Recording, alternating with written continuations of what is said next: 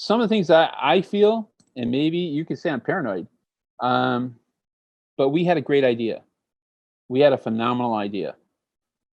And then the console guys, Dan Winters and those guys, they were all like, and they're talking to Squaresoft. And then they came back like a year later and said, oh, we're doing Kingdom of Heart. It's all about King. And we were like, dude, you know what? That was our concept. And then I had a problem with Mr. Miyamoto when he came over from Squaresoft. Yeah, he came over and they're like, Decker, you got to take him out and you got to take him for an interview, show him the archives and everything. And I took him and I walked him to the feature archive, and his assistant said, Mr. Decker, excuse me. And I said, what? Mr. Miyamoto wants a copy of all the drawings from the archive. And I said, no.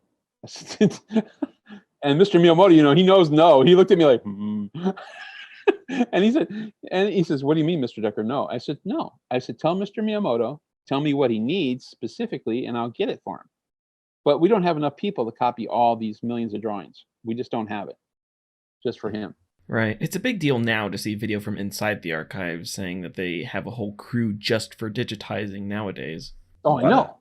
Oh, I know. And then he goes, okay, this is over. And so he goes, he wants to go to Imagineering. So we went to Imagineering, and I started showing him stuff from their archive above, the Imagineering stuff. And he goes, Mr. Decker, Mr. Miyamoto wants a copy of all rides and all attractions designed for the theme park. I said, no.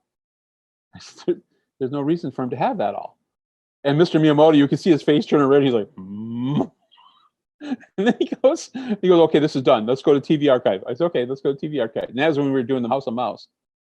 And Mr. Miyamoto again says, I want a copy of everything done for all the shows done for Disney television that were created. That goes back to all everything we had in our TV archive, live action, everything. And I said, no. I said, we're not going to do that. And then he goes, okay, this is over. And so he wouldn't take me out to lunch, and I was supposed to go out to lunch with him. He didn't take me out to lunch. I was supposed to go out to a party on his yacht. That got canceled. And I got in there, and about half hour after I was back, Mr. Miyamoto went back to his hotel room to rest. And I get called in by Steve Finney. He goes, and he's a senior VP. He goes, what the did you say to Miyamoto? I said, what? I said, the dude wants a copy of everything. I can't give it to him. He goes, Decker, he's putting in millions of dollars here. I said, well, I can't do it. We don't have the people to give him that. And we'd have to talk to Roy. There's no way I'm doing this without talking to somebody up there. And he goes, well, Decker, you don't say no. I said, what do I say? Sure, we'll work on it. He goes, yes, you just say, sure, we'll work on it. We'll see if we can do it. He goes, you don't say no to a billionaire, Decker. What's wrong with you? And I'm like, oh, I was just being honest. So that's all I was doing. Yeah, I caught hell on that one. So they didn't let me talk to him. He didn't want nothing to do with me. He would come in and wouldn't even say hi to me. He was just like, whatever he asked for, just say you're working on it, Decker. And I would have ddone it. But I was just trying to be honest with the dude. I didn't want to set up some kind of false pretenses with the guy. But that's, you learn and you live. That's for sure.